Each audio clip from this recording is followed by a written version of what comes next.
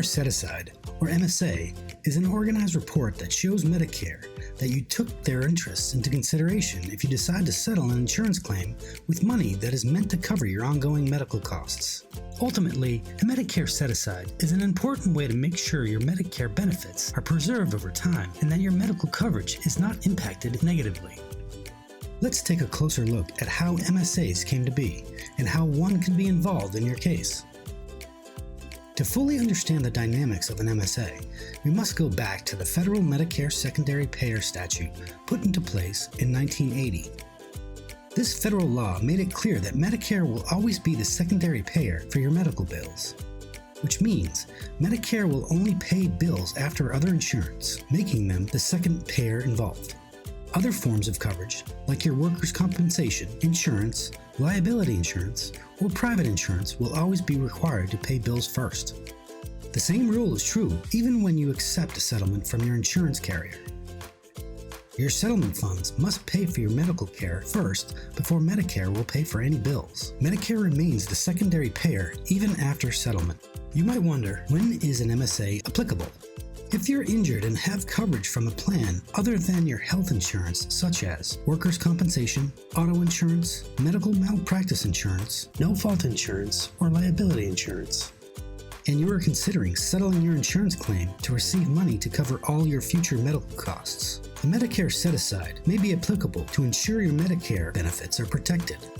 Medicare Set Asides, or MSAs, should be considered for any personal injury claim where money is being provided to pay for future medical costs. The government and parties to the settlement often pay special attention and include a Medicare Set Aside when you are already on Medicare or reasonably expected to be on Medicare soon because you have filed for Social Security disability insurance coverage. Let's take a look at an example of how an MSA can be used in a settlement process to protect you and your Medicare benefits. For instance, if you suffer a spinal injury at work, you file a workers' compensation claim and you get assigned an insurance adjuster for your medical care.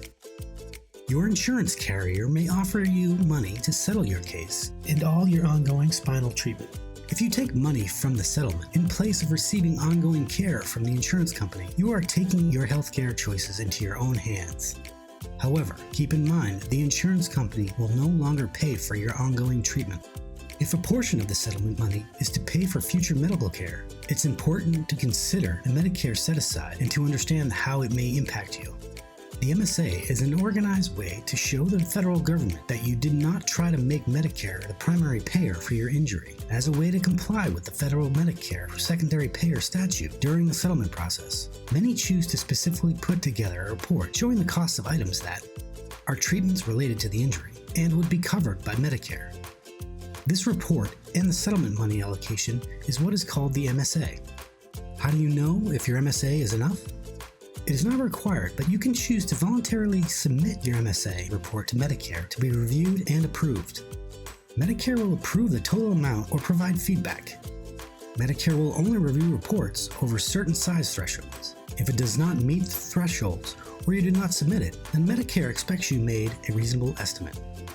When you finally settle your case, the document should mention your MSA and how you ensure Medicare will not become the primary payer. Once your case is settled, Medicare will expect to receive annual reports from you showing how you use your settlement funds for the rest of your life. If you fail to submit your annual reports to the federal government or are not reporting properly to them, then you run the risk of Medicare refusing to pay for your future medical treatments or potentially paying, but then sending you a collections notice. Making sure Medicare's interests are considered in your settlement is very important to ensure your Medicare benefits are protected.